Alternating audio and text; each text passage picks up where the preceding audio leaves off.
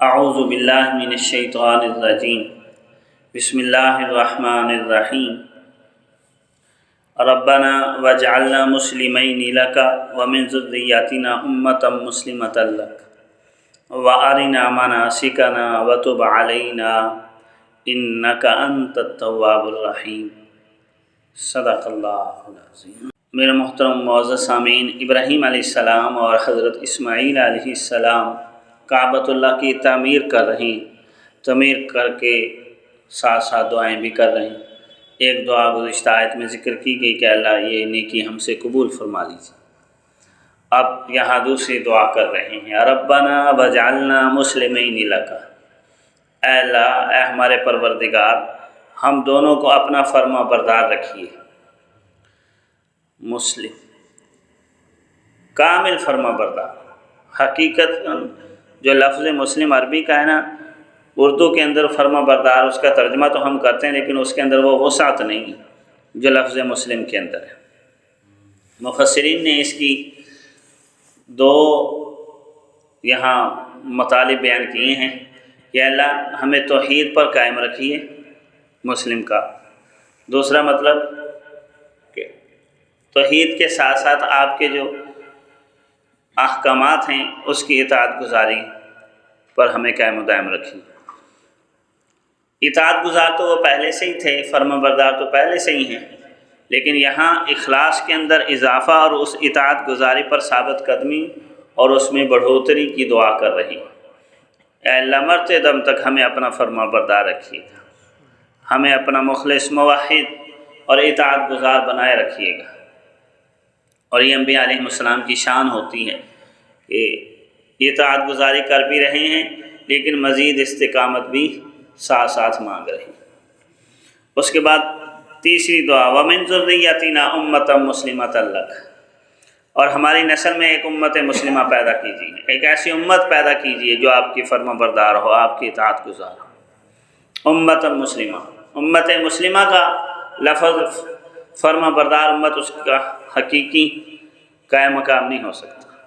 جو خوبی دلکشی امت مسلمہ کے اندر ہے وہ فرما بردار امت، اس کا وہ ترجمہ نہیں، امت مسلمہ۔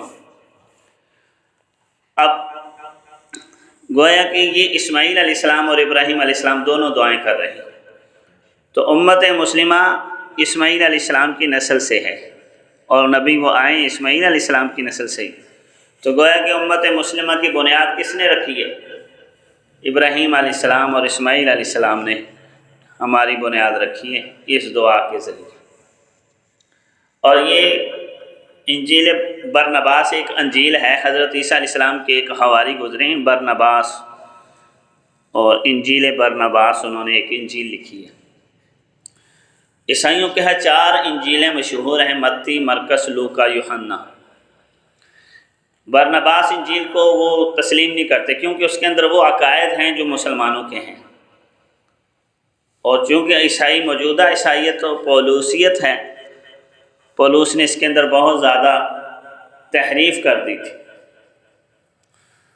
اور اصل جو عیسائیت تھی وہ عیسیٰ علیہ السلام کے اصل حواری جو برنباس ہے اس نے لکھی ہے، تو امت مسلمہ کے قریب قریب اس کے عقائد ہیں، تو اس میں انہوں نے یہ لکھا ہے، اس بات کا اقرار کی ہے کہ امت مسلمانوں کی بنیاد، امت مسلمہ کی بنیاد اسماعیل علیہ السلام کے ہاتھوں سے پڑ چکی تھی جب انہوں نے اللہ کے آگے ہاتھ دستے دعا اٹھائے۔ اب ابراہیم علیہ السلام اور اسماعیل علیہ السلام کی حقیقی نائب وہ امت ہے جس کے اندر وہ اوصاف ہونے چاہیے جو اسماعیل علیہ السلام اور ابراہیم علیہ السلام کے اندر تھے، ہمارے اندر وہ اوصاف ہونے چاہیے۔ اگر پورے مسلمان اس ابراہیم اور اسماعیل علیہ السلام کی دعا کا مصداق نہیں بن سکتے تو ہمارے اندر ایک ایسی جماعت ضرور ہونی چاہیے جس کے اندر وہ وصف ہو جو ان 2 حضرات کے اندر تھا، اور ایسی اطاعت گزاری اور ایسی اطاعت گزاری کا جذبہ ہونا چاہیے جو ان کے اندر تھا۔ کتنا بڑا جذبہ تھا ابراہیم علیہ السلام اور اسماعیل علیہ السلام۔ اللہ تعالیٰ نے فرمایا اللہ کی محبت میں، اخلاص میں، توحید پر ڈٹ کر آگ میں چلے گئے۔ کیا ہم موحد اور توحید پر اتنے قائم و دائم ہیں؟ اللہ رب العزت کے حکم سے 2 ہجرتیں کی ہیں، فرمایا عراق سے فلسطین چلے جاؤ، وہاں چلے گئے، وہاں بیوی بچوں کے ساتھ رہے۔ پھر فرمایا فلسطین سے اپنے بچوں کو مکہ مکرمہ چھوڑ کر آؤ، اور وہاں اکیلے چھوڑ کر آؤ، ساتھ نہیں رہنا۔ تیار ہو گئے، وہاں اکیلے چھوڑ کر آ گئے۔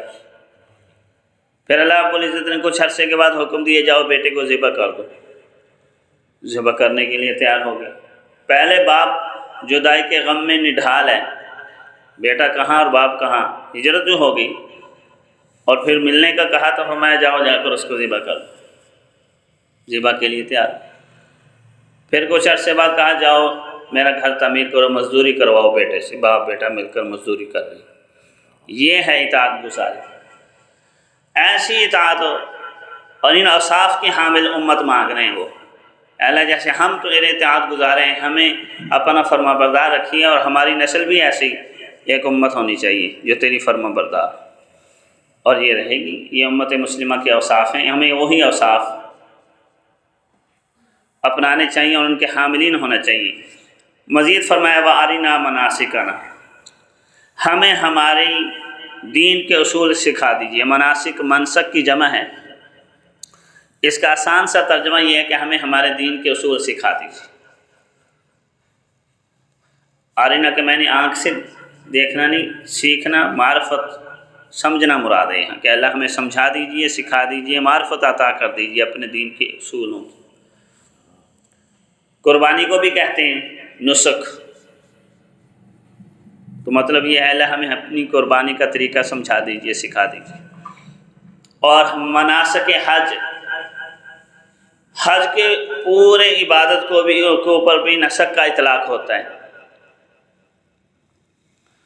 اور پھر تشریح بنے گی اللہ ہمیں ہمارے حج کا طریقہ سکھا دیجیے، کہاں کہاں جانا ہے، کہاں ٹھہرنا ہے، کس وقت کہاں ٹھہرنا ہے، کہاں کوچ کرنا ہے، شیطان کو کنکریاں کیسے مارنی ہے، طواف کیسے کرنا ہے، صفا مروہ کی سعی کیسے کرنی ہے، اللہ ہمیں سارے کا سارا سکھا دیجیے۔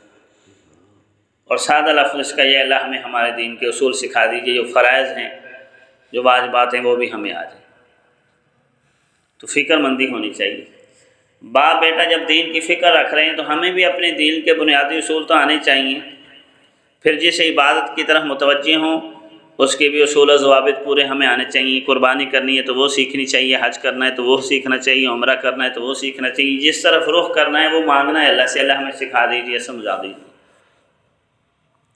وَتُبْ عَلَيْنَا، اور ہماری طرف رجوع کیجیے شفقت کے ساتھ، رحمت کے ساتھ،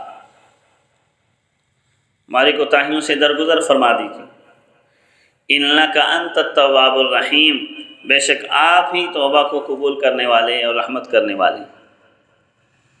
اور یہ سب کچھ سیکھ کر، قربانی کر کے، حج کر کے، اعمال صالحہ کر کے، استقامت کرنے کے ساتھ ساتھ پھر بھی تواب الرحیم سے توبہ کی قبولیت اور رحمت طلب کر رہے ہیں۔ ہمیں بھی اس بات کو مد نظر رکھنا چاہیے کہ اولاً دین کی فکر کی جائے، اخلاص پیدا کیے جائے، اور ساتھ ساتھ توبہ اور استغفار بھی جاری رکھیں۔